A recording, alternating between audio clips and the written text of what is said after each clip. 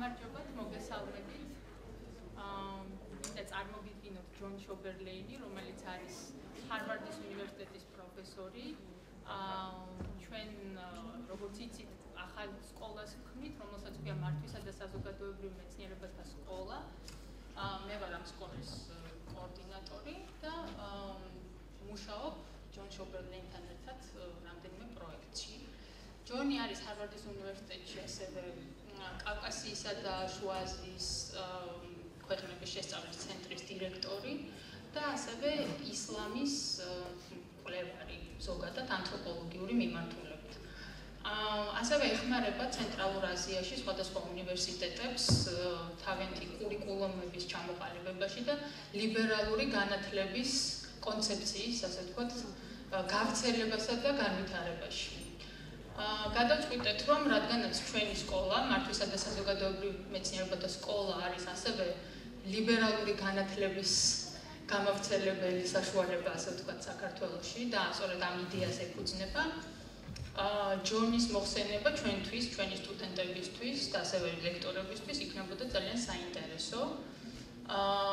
ის სწორედ ლიბერალურ განათლებაზე ილაპარაკებს, მის როლზე საზოგადოების განვითარებაში და იმედი მაქვს, რომ როდესაც ეს საუბარი დასრულდება, შედგება საინტერესო დისკუსია, ველით თქვენს კითხვებს და დავიწყოთ მე მგონი. მადლობთ.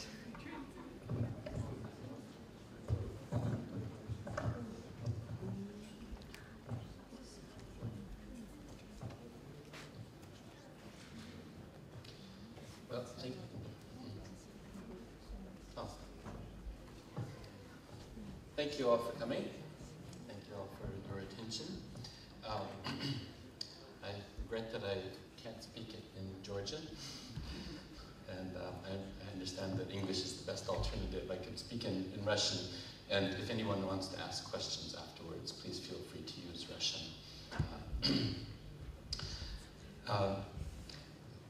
I've been asked to speak about liberal education, and what I will give you today is my own perspective on this matter. I am myself a teacher in a university at Harvard University in the United States, and in a sense my entire life has been built into liberal education, so this is what I live and breathe as a scholar and as a teacher.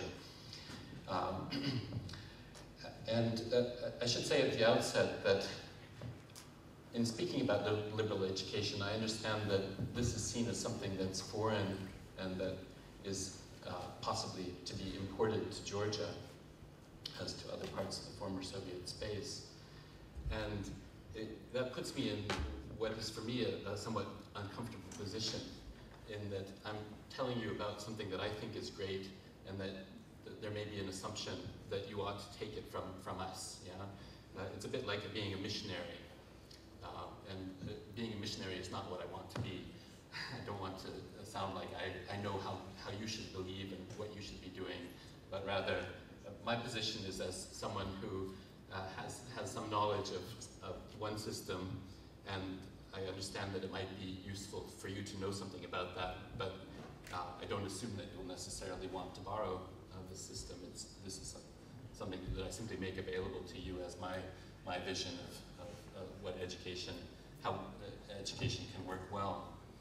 In my comments today, I will be talking first of all about liberal education in general, what I think the key characteristics of it are, and then talk about my own field of study, because I want to make this a very concrete discussion. That is, I don't want to speak in simply abstract terms, but rather to put it in context. So I will be talking about my own field, which is anthropology, sociocultural anthropology. So I'll tell you a bit about what that is and how that fits into the framework of liberal education. And then I will talk even more specifically about a couple of aspects of anthropology, and in particular also the matter of the study of religion, which is another field that I address in my research and my teaching, and talk about how issues related to the study of religion fit into the framework also of liberal education. So that's the general trajectory that I'll be traversing in the course of my comments today. To give you my sense of what is most important about liberal education, I would stress a few points. One is the notion that education should be general. It shouldn't be specific, but rather a general preparation, not just for the specific tasks that one will encounter in one's work life after completing the university, but rather a general preparation for life in general and for problem solving and other issues that are important for society and for the individual as an actor within their own career context and within their social context. So liberal education is a move away from education oriented towards specific skills and needs, and conceptualizes education as having a much more general purpose in society. And for that purpose, a general kind of knowledge is necessary, not specific knowledge, but a general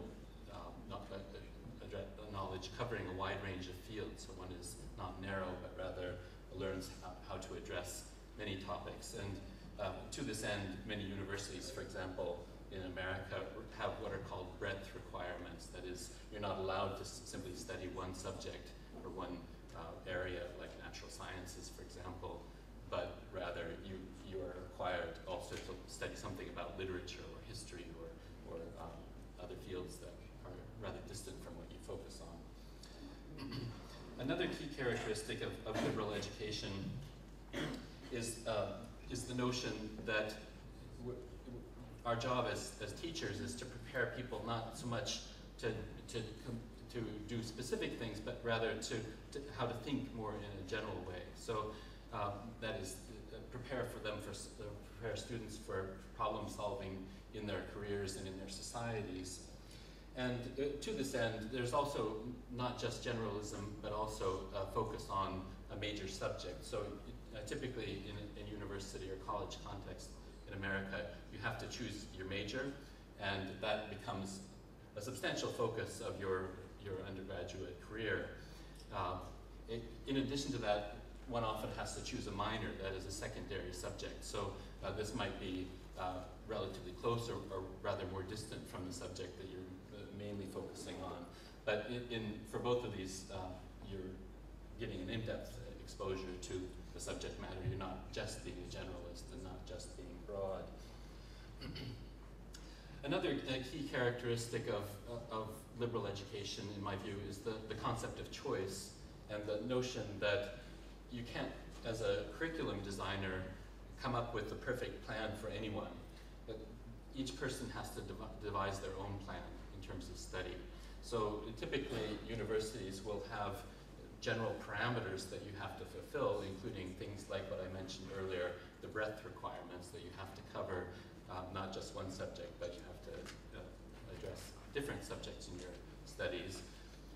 But there may be other requirements as well. For example, course requiring you to learn how to write well, for example. That's one thing that we have at Harvard.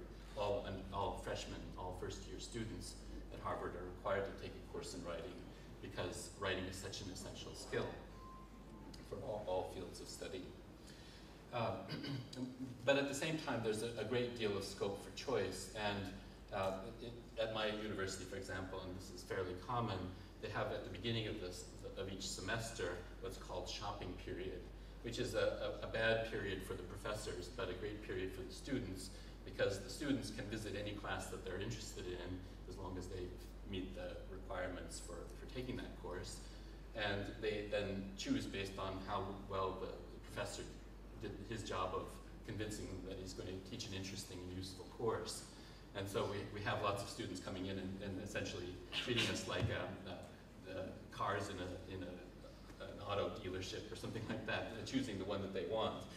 And it's a little bit humiliating as a professor because you know that many people will not choose you ultimately, but it's very useful for the students. And in this way, they put together their program of study. They start that semester with a long list of courses that they are interested in taking and that they're eligible to take, and then they choose among them. And this matter of choice is considered quite crucial because this is the way that the curriculum is tailored for the interests of individual students. Another key aspect of liberal education, in my view, is the notion that in educating our students, we're not just teaching them how to make money or prosper in a career, an academic career or something else, but rather we're teaching them how to be members of society in important ways. And for this, it's considered also important to expose the students to the big issues that any society faces and that their own society is currently facing. So there's a great emphasis put on, for example, Western civilization as a subject which brings out the key aspects of issues of the past and that have run through the history of Western civilization. This is something that students may choose, but they may also choose Chinese history or something like that, and then focus on the key issues like revolution or whatever else that might be important about the history of China. And in this, it's important that as students they learn how to deal with these issues for themselves. That is, not just learn how they've been dealt with in the past, but rather acquire the critical skills for addressing these issues in their own context and in their own lives. And so big issues such as justice, for example, is something that people might be asked to address in their undergraduate education, even if they're not going to be a lawyer or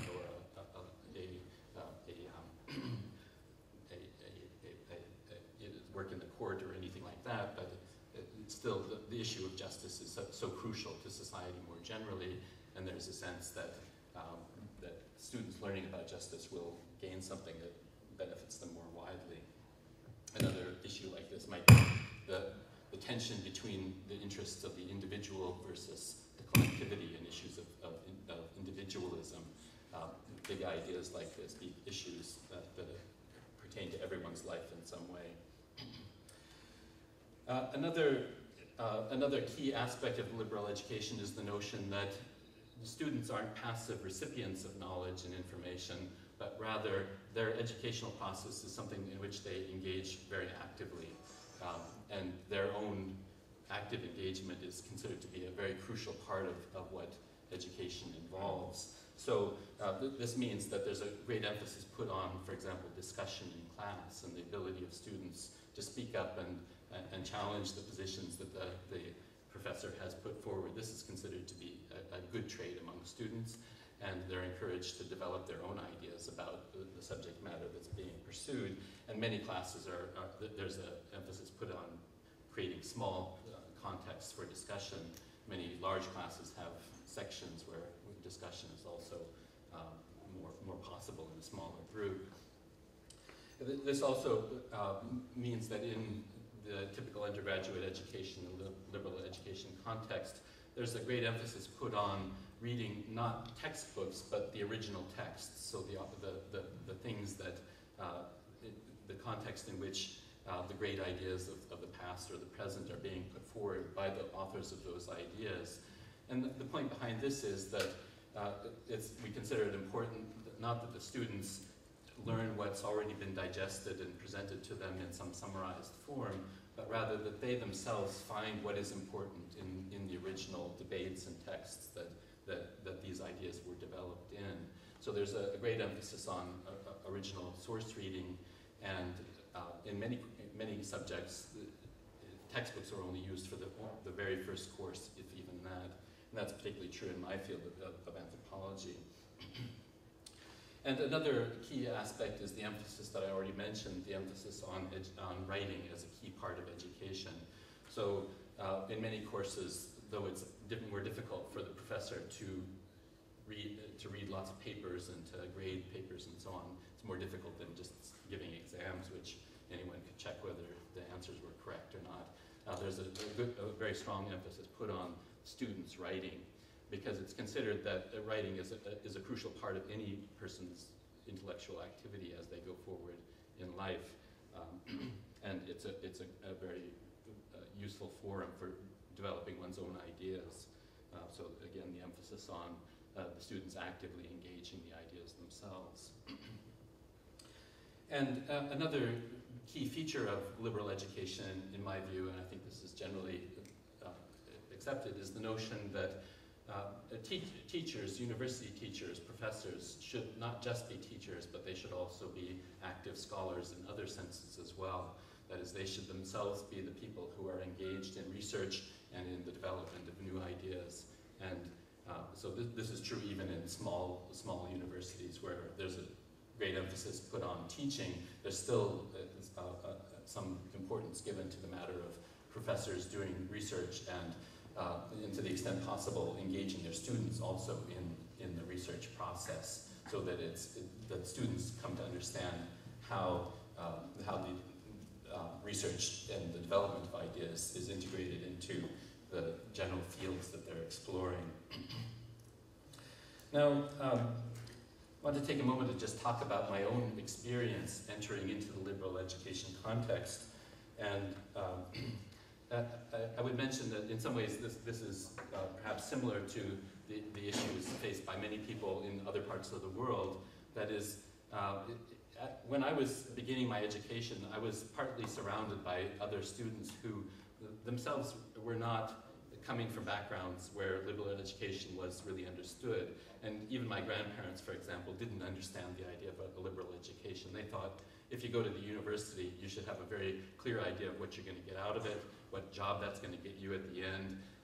The courses that you take should be courses that will help you in that job very specifically.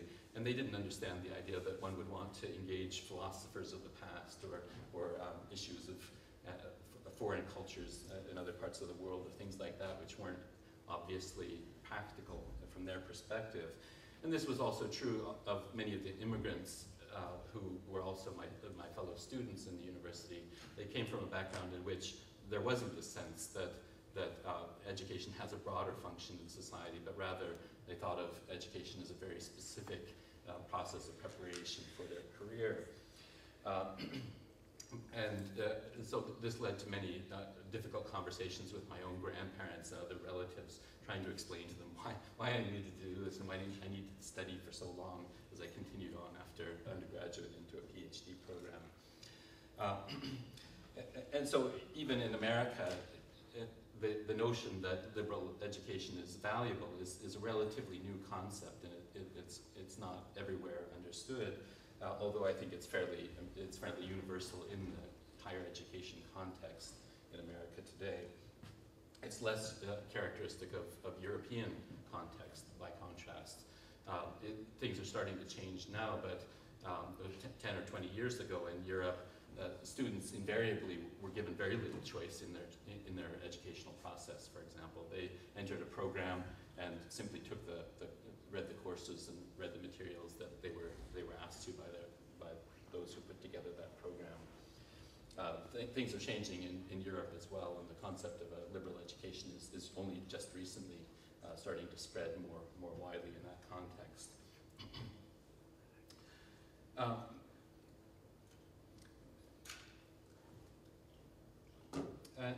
But the sense is, and the reason why this idea is catching on, is that that as societies become more generalized in some ways, that is, there's a segment at least of society, the educated classes, for whom practical skills are not the center of their lives anymore, and the ability to be adaptable and to operate in different kinds of contexts. And even if, say, you become a biologist, you'll also need to be a manager if you're working on projects, and you'll also need to understand the social implications of the biology that you're doing and that sort of thing. The sense that everything is becoming more integrated and a larger toolbox of generalized skills is required is something that's become more widespread, and this is leading to the increased interest in liberal education. Fields like management, communications, the ability to be problem solving and inventive, these are all areas where it's considered that liberal education is a useful preparation. Now, for a moment, I want to talk a bit about my own field, that is anthropology. And those who are familiar with what anthropology was in the Soviet context will have to understand that this word has a very different meaning in the Western context, in my own context. Anthropology is the field that studies society and culture, and all aspects of human society and culture are legitimate topics for anthropologists. There was a time when anthropologists in the West tended to focus on countries that were distant and, for example, in Africa or Southeast Asia.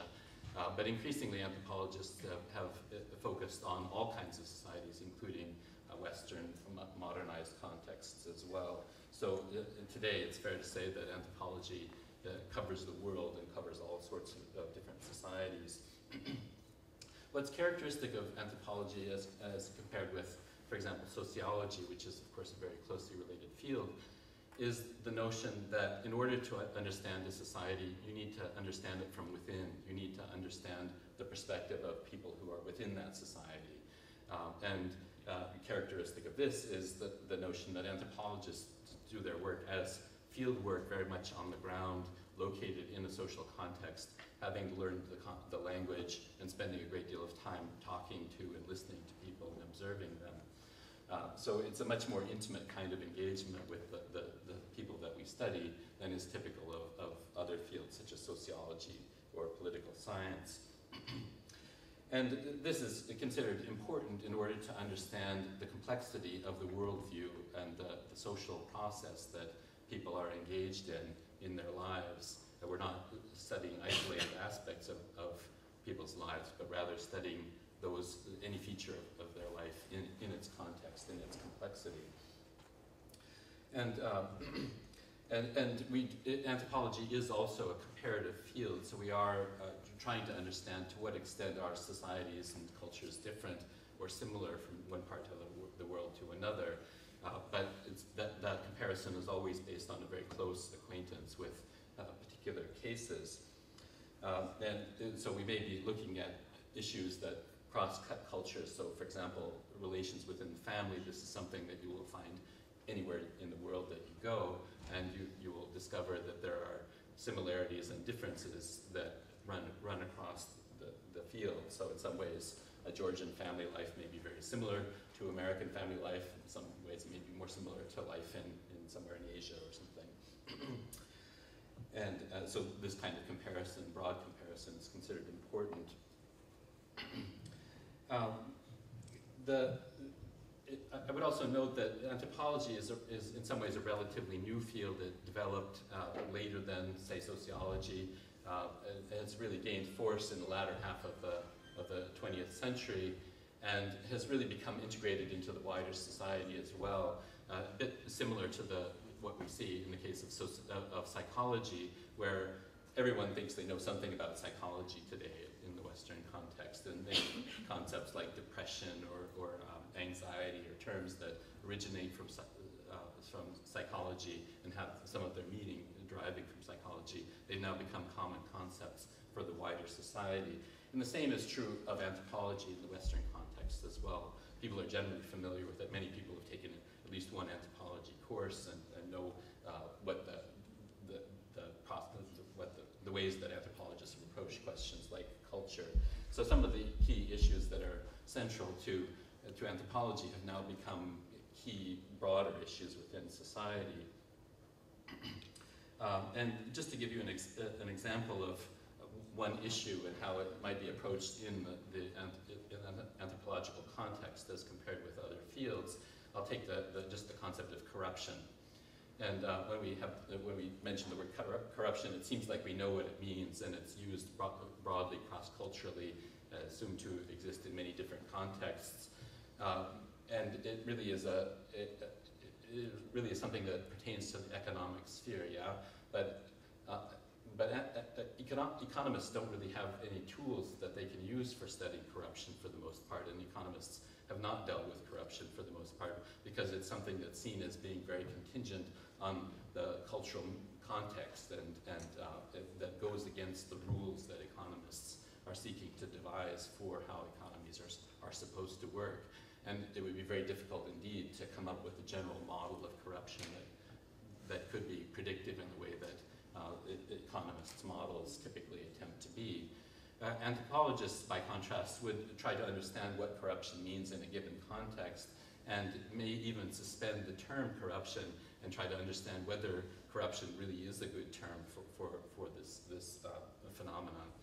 And of course, in contexts where things that Westerners tend to call corruption are prevalent, there are many people who feel that payments to people in authority, for example, payments to solve various kinds of problems, etc., these are usable and acceptable approaches to solving the problems that you face in your life.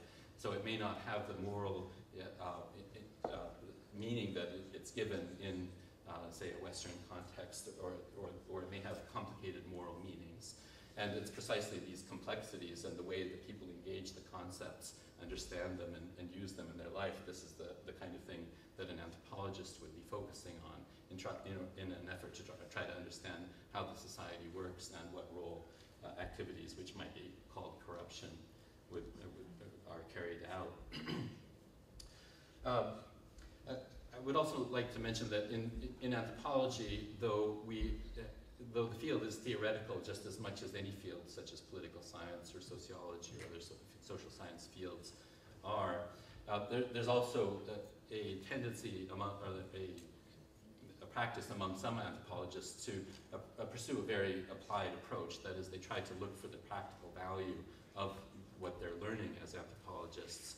And in the case of corruption, for example, the applied value might be to try to understand how to better to deal with this if it's seen as a general social problem.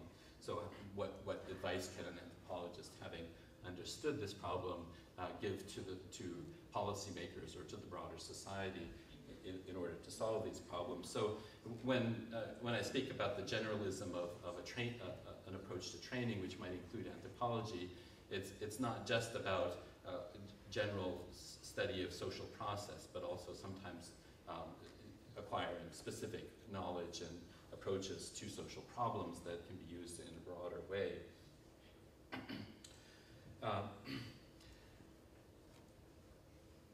Now, to give you some of the key characteristics of anthropology as a field, I've already mentioned the matter of intimate exposure to the people that we're studying, that is, very close field work, which involves knowledge of the language and that sort of thing.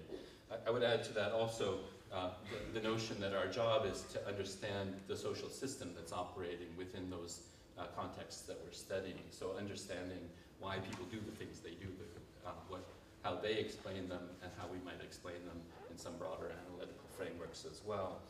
A key aspect of anthropology is also what is called the holistic approach, that is treating social and cultural phenomena as integrated and related to one another. So you don't isolate specific aspects of culture and treat them as if they're in a social vacuum, but rather consider how the different things that people do are connected to one another. If we come back to the matter of corruption, for example, in order to understand this, you need to understand concepts of authority, family relationships, concepts of value, concepts of honor, etc.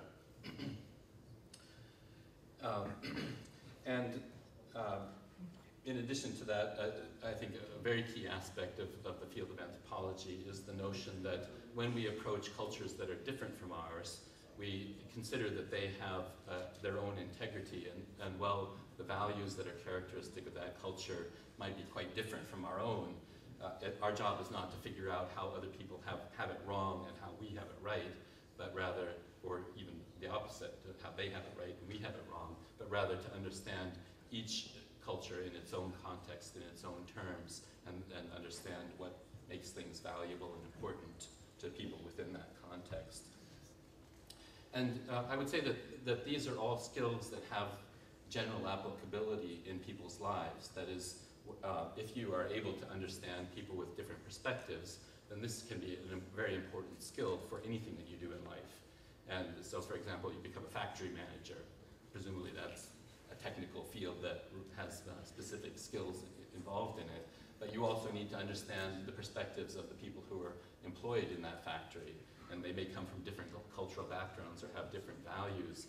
And in order to problem solve within that context, it's very important to be able to understand how those values work for those people, how to motivate them, what is important to them, how you can avoid the sense that you're working against their interests and create a sense of common cause and things like that. These are all things that are contingent on having a good understanding of how social process works in context.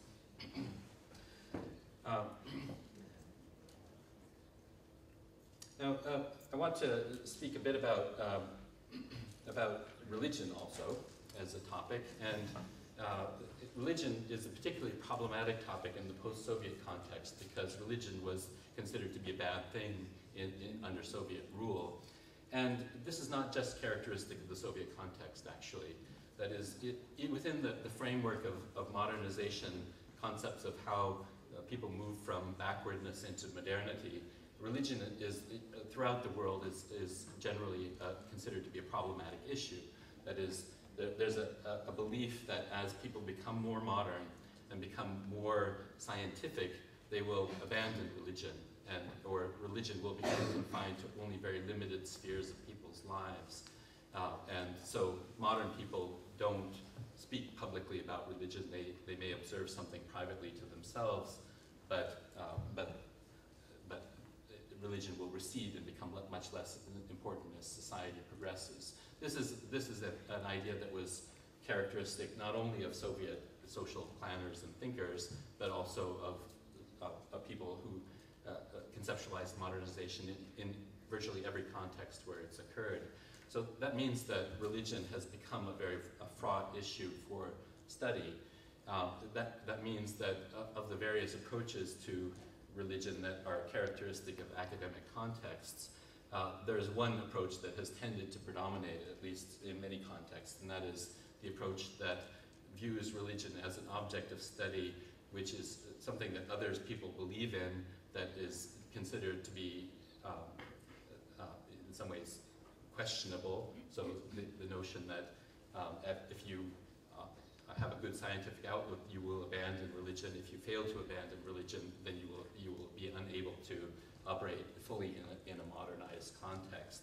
You won't be able to accept the key aspects of the modern worldview, which suggests that supernatural things should not be considered an important aspect of people's lives. So that is what might be called the scientific approach to religion. And that is indeed the way that scholars of religion have approached religion, not only in the Soviet context and in the countries that were once part of the Soviet Union, but in many parts of the world, including in my own country.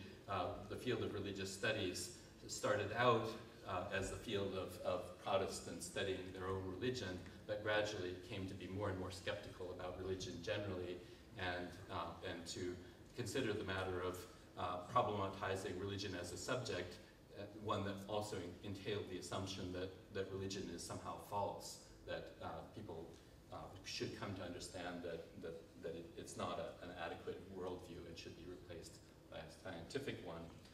Now, a very different approach to the study of religion is what might be called a religious approach, that is, treating the teaching about religion to be the matter of telling your students how they should believe, how they should come to adopt your view of the world. I mean, usually your students would be belonging to the same tradition as you, and so the teaching about religion is deepening the knowledge of the students with the aim of having them become more adequately religious, having a better knowledge of their own religious tradition, and to accept it and believe it, and to adhere to it closely, not to have a critical stance towards it. And this, of course, is the approach that's characteristic of theological faculties and institutions which are aimed at training priests or other people who are charged with being religious leaders in a society. And it would be difficult to imagine how teaching about religion could be any different for those people. I mean, they have to learn how to be strong believers and teachers of their own tradition.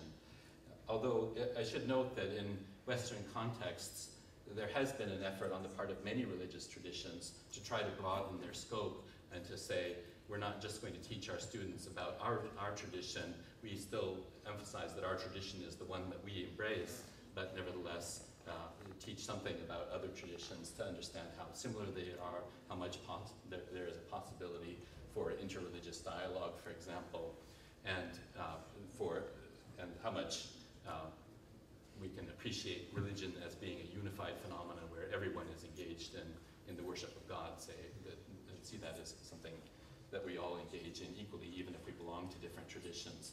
So that more open approach, which is not characteristic of every theological context, it has become prevalent in some theological contexts in the West as well, and I think in other countries as well. But it should be noted that this theological or religious approach to religion really has a difficult place within the liberal education in America and in other Western countries, because it's seen as embracing one truth, which denies in some way the possibility of there being other truths. And one key aspect of the liberal education, and certainly the anthropological approach to knowledge, is the recognition that there is a multitude of different approaches among people in the world, and we can benefit from learning about all of them, and all of them should be treated as having value and meaning in their own right. So the theological approach tends to privilege one position in a way that's considered impossible to reconcile with liberal education by many people. Now that's not entirely true for all people, and there are, for example, many very religious people who teach in universities. They often don't teach about religion. They confine their religious views to their personal life and personal contexts, and they teach about other things. They don't teach about religion so much. Now there's a third approach to the study of religion, which can be found in higher education in the West, and that's what I would call the anthropological approach, although it's not just characteristic of anthropology. The field of religious studies, or the study of religion as it's developed in many universities today, also shares this approach, and sociology and other fields also share it to some extent as well. And what characterizes this third approach is the notion that religions, like other things that anthropologists study, need to be understood in their own terms, and it's not our job to figure out whether they're right or not. It's not our job to figure out whether the religious view is an adequate one or not, whether it is consistent with some norm of modernity or not, but rather simply to understand what it means to these people. Why do they believe this? What do they believe? How does that connect with other aspects of their life? So treating religion as part of a broader social context, part of a broader cultural framework, which characterizes people's life and is an important element in their life, and if we don't understand it, then we can't understand their lives. So that's what I would call the third approach to religion, and I would say it's the most consistent with the broader goals of liberal education more generally, and that is in the sense that it recognizes that there are diverse views, and that by engaging the diversity of different views, we can benefit something for ourselves.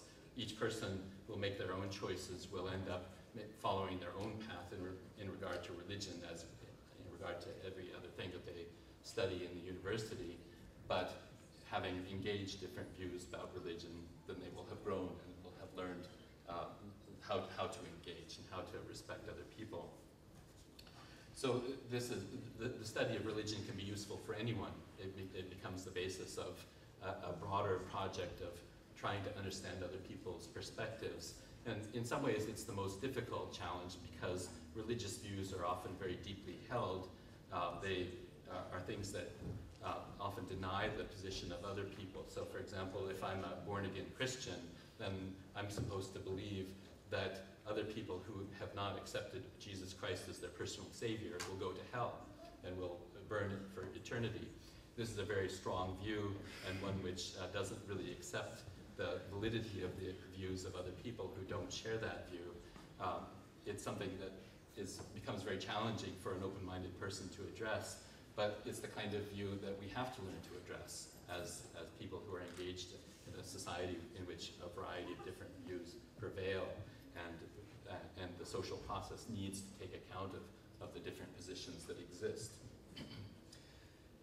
Now I will conclude by talking about a few issues that relate to the project of anthropology in the broader social context of the world today, and how I see the role of the anthropologist as being potentially relevant, or the role of anthropology as a field of study as being potentially relevant for society more widely. For this, I first want to talk about the matter of modernization, which I've already mentioned in the context of religion. And of course, modernization is, in a sense, an ideology. It's a notion that there's a good way for societies to progress, that it entails certain kinds of changes within society which people should be willing to undertake, and in so doing should be abandoning practices which are considered to be anti-modern. It's often conceptualized as being fairly unilinear. That is, you have to follow the European, the American model in order to successfully modernize. So the notion that, that if you really want to become fully prosperous and modern and scientific, then you have to become more like people are in Europe or in America. That view has been diversified somewhat by the general recognition that there are other successful modernization stories. So for example, Japan is widely recognized as a modernization success, although in many ways it doesn't follow the model that was put forward by the West. In many ways it does follow that model. So there's a bit of an ambivalence here. Does Japan prove that you can modernize in different ways, or does it prove that there's just some aspects of Japanese culture and society which haven't fully modernized yet, and it must eventually follow a European model? Well, if you take an anthropological approach to this question, you begin to recognize that this ideology of modernization is very much a construct which particularly people are proponents of and has certain interests behind it. That's not to say that it's wrong or bad, but that it's a product of a social process, one that we need to understand. And when we study people, or we try to understand people who we might be tempted to suppose are not fully modernized, then we should ask our question, well, what does it mean to be fully modernized? Why do we conceptualize it that way? And how necessary is it to follow that model that has been put forward as the ideal model for social progress? Another area where anthropology provides us some tools that can be useful for more general projects that everyone has to engage in their lives in society is on the matter of when different systems of values coexist. And this is something that occurs everywhere. If we take, for example, contexts where people are migrating, so if you go to Russia today, you'll find lots of people migrating from different parts of the former Soviet space and trying to establish their lives in a Russian context. And these people have to live together in a single society. This was true even before the massive post-Soviet migration. It's even more true today. And it's true in many parts of the world where people are moving around. There's a tremendous amount of movement. And this leads to the coexistence of different systems of value.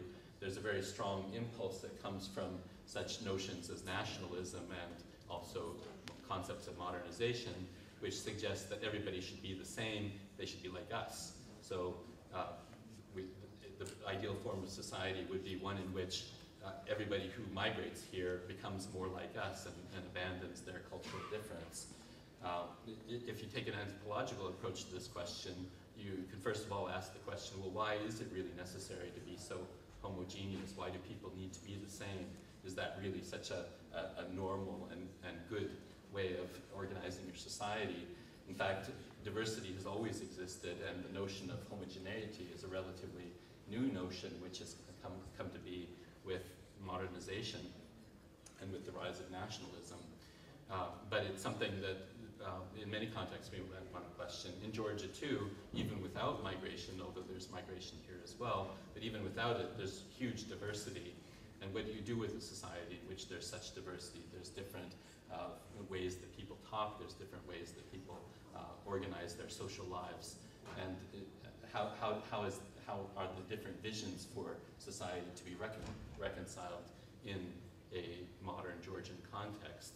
What are the values that need to be represented? Are they one set of modernized values, or are they rather a diversity of values that need to find their way of living together? So this kind of diversity of values is characteristic of many older societies which have always had diversity built within them.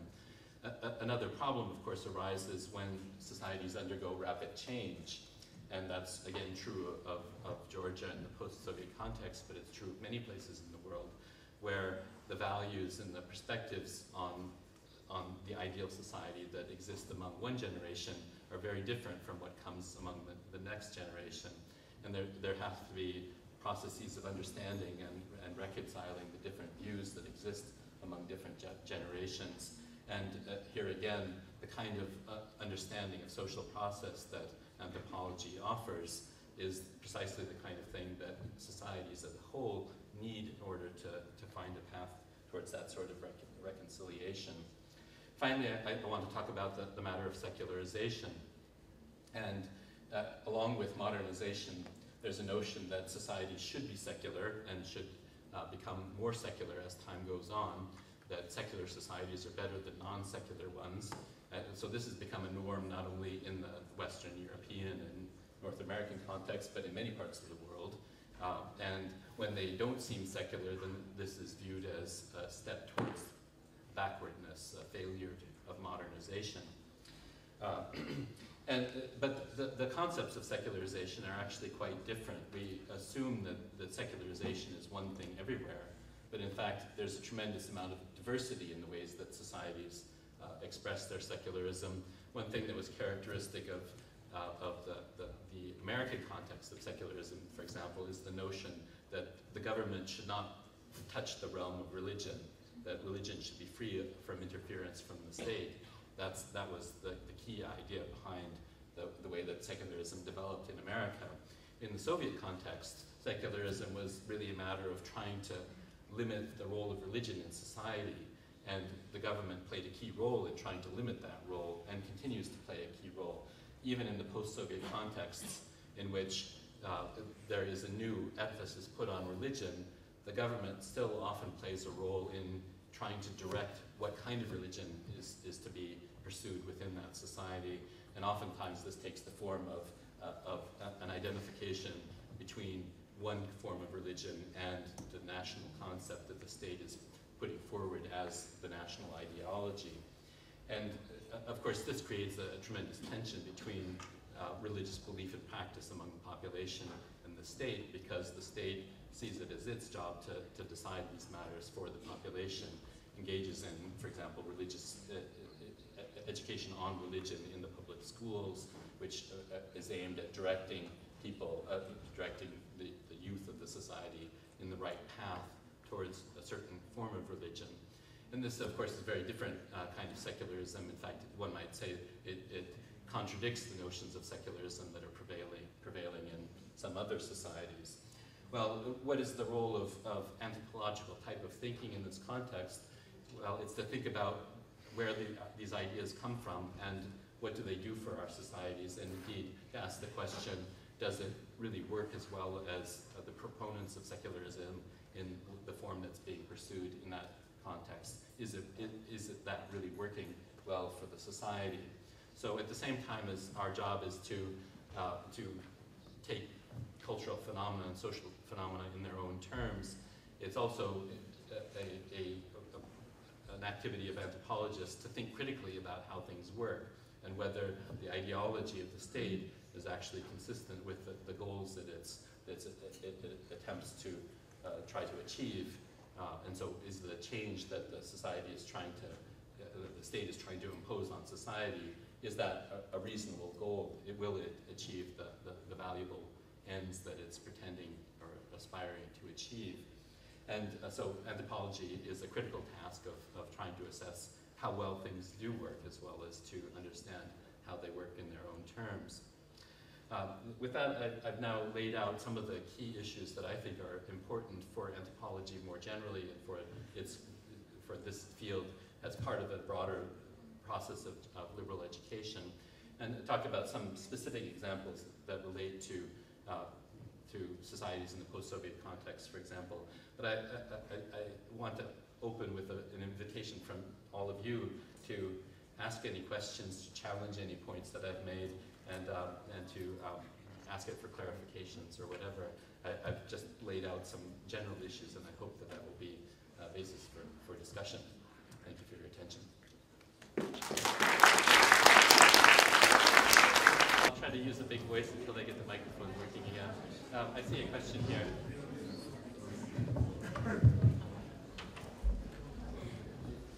И как я уже говорил, если кто-нибудь хочет задавать вопрос на русском языке, это тоже можно, так что, пожалуйста. Just one question, but from anthropological point of view, the act of Judas taking some 30 pieces of money, do you consider it as an act of corruption? Could you repeat your question?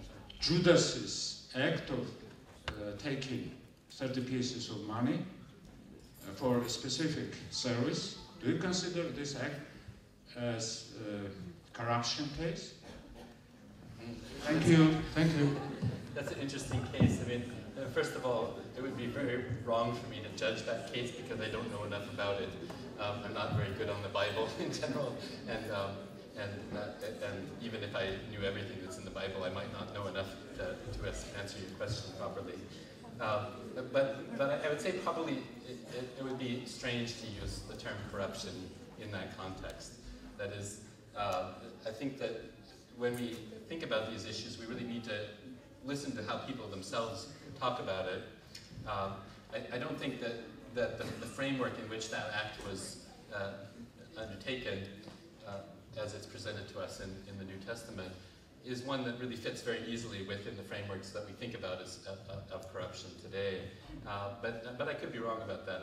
I'd be open to hear a different perspective about that. And for me, the key aspects of corruption are the questions of the legitimacy of payments. And so it's not just a matter of being a trader and taking money when one would hope that one wouldn't take money to do something, but also the sense that one is taking money that one shouldn't be taking, that it's money that's operating in an illegitimate framework of exchange. And I'm not sure that applies in this case.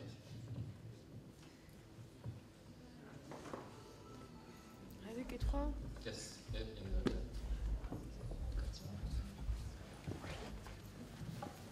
Thank you. Thank you for a very distinguished lesson, and I'd like to ask you, you've been talking about the secularism a lot, quite enough, but I'd like to ask you, can you tell us a special means how to secularize the society like ours, the traditional society in Caucasus, for example, and also it is quite difficult to secularize the Islamic society. What you can tell us about this, how to secularize these societies? Because I agree with you that it's quite better to have a secularized society than none. Thank you. I actually didn't want to sound like a great proponent of secularism.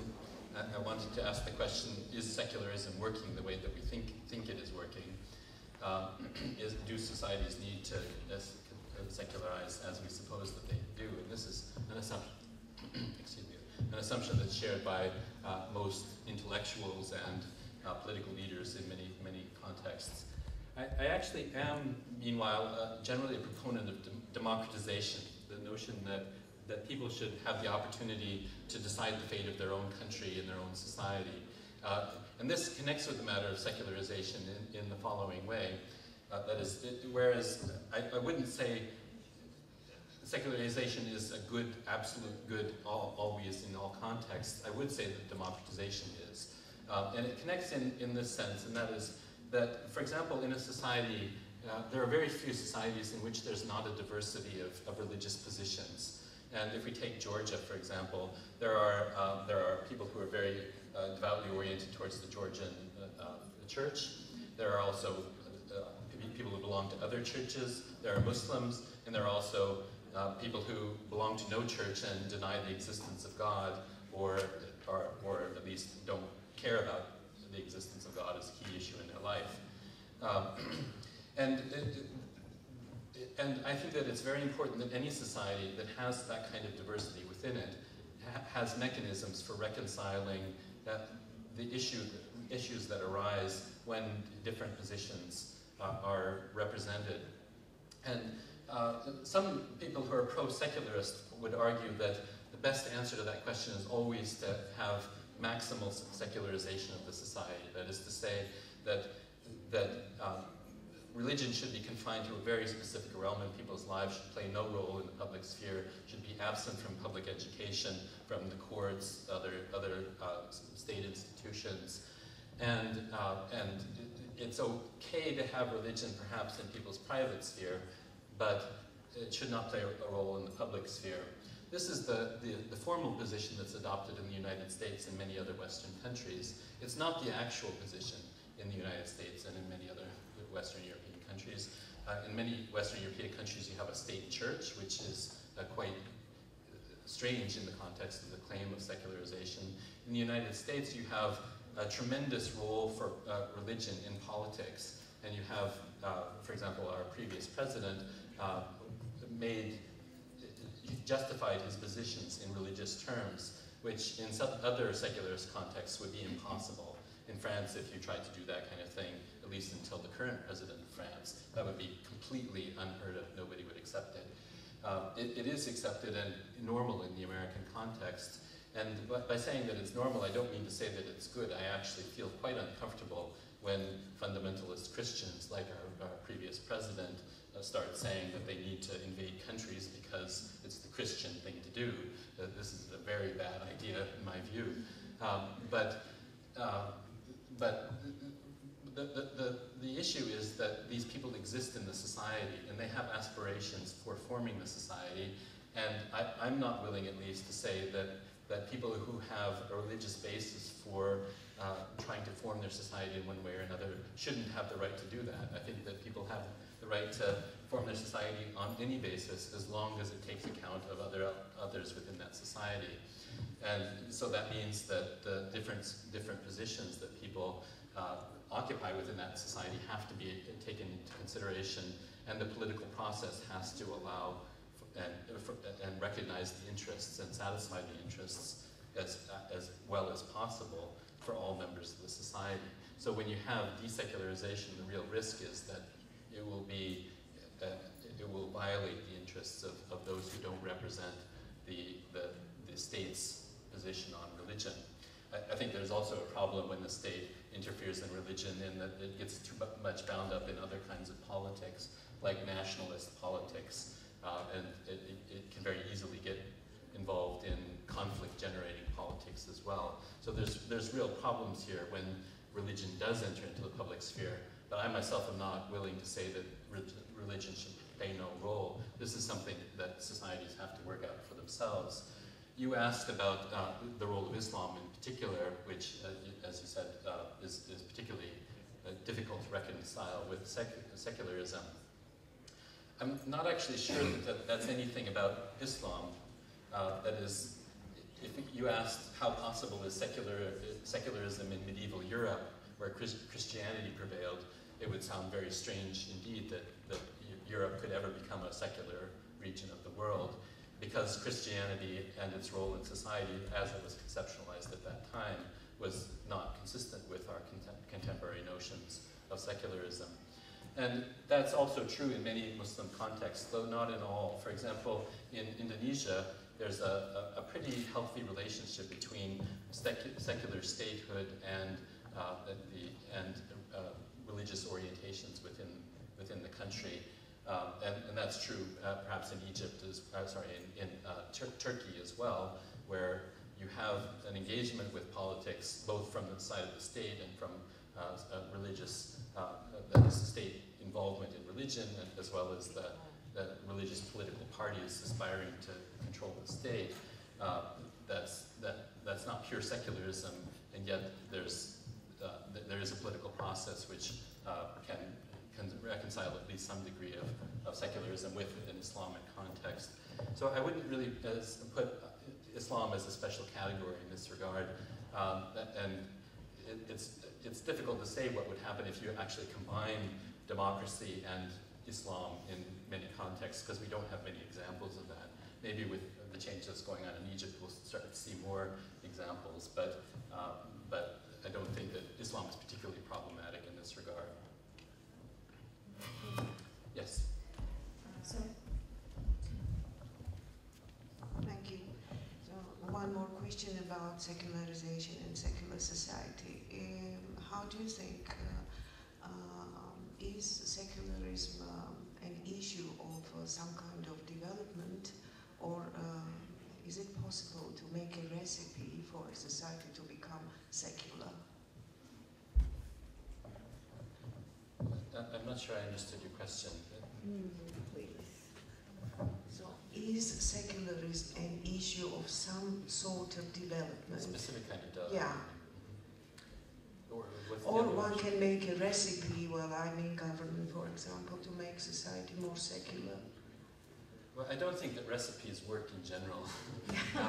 I do think the same. I think that the cultural contexts that exist around the world are so diverse that attempts to make a recipe that will work in every case have always run into the problem that the diversity simply doesn't allow it. And though we often conceptualize the European type of development as unilinear, even within the European North American context, we see still very different solutions that people have come up with. And I think that's very healthy. I think that the notion that there should be one path is problematic. And Georgia should find its own path towards its future, whatever form that will take. It will depend on the aspirations of the people of Georgia based on their sense of their own culture and their needs for development in the society.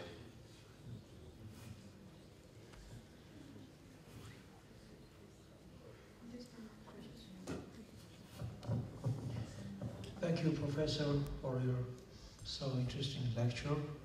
And we know about your contribution in area studies, especially in Central Asia studies. And my question is about the teaching of religion. You spoke now, you mean to be focused, the teaching process in religion, as religion or political issues of religion. For instance, you spoke about Islam. Yeah, well, I think there is a need to understand religion as part of other processes. So, for example, the role that Islam plays in political process, yes, in identity-forming process, and things like that. But I think that there's a tendency, an unfortunate tendency in my view, to treat the matter of religion as a topic which is too difficult to deal with in scholarly contexts, because there's a concern that one either has to decide that if it's true or not. But that notion that you need to decide that, I think, is a mistaken notion, and it's not consistent with actually understanding how religion does work as religion, either if you're a member of that religion or if you're not. That is, if you belong to a certain religion, one might suppose that you have better access to understanding it. But if you don't also combine that insider perspective with an analytical perspective, which raises the question of the perspectives of other religions, for example, then I think you would have a very difficult time really understanding your own religion in the social science sense.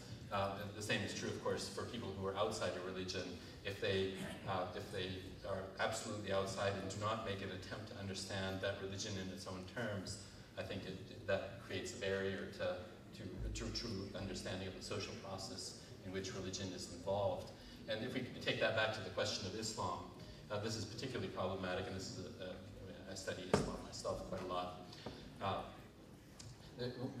There's a tendency to suppose that in the case of Muslims, everything that they do is determined by their religion, and that we can find what determines that religion by looking in the Quran as the source of the worldview of Islam. And I think that leads us oftentimes astray. It makes people, analysts, assume things that simply aren't true, that it homogenizes the social phenomenon of Islamic belief, which is actually quite diverse. There's a huge range of different positions that people take as Muslims, and you can't find them all explained in the Quran. You can only find them if you can only understand them if you talk with people who hold these positions and expect them to be diverse. So I think that understanding that diversity is really key to understanding, for example, the political processes in which Islam is involved. If we wanted to understand, for example, what role is Islam playing in Egypt today, for example, with all the turmoil in that country, you can't find the answer to that in the Quran. You have to talk to a lot of different people and see what positions they are taking in relation to religious issues. Thank you. More questions? Thank you.